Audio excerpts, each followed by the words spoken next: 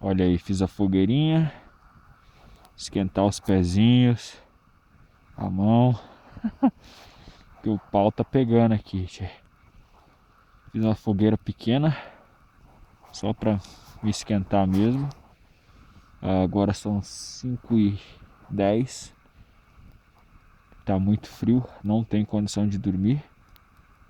E por causa disso eu fiz a fogueira para eu me esquentar aqui até esperar amanhecer. Aí eu vou desarmar o acampamento e seguir viagem. Mas é isso aí. Vamos que vamos. Dá uma olhada no guerreiro aqui. Olha lá. Isso aí. Tchau.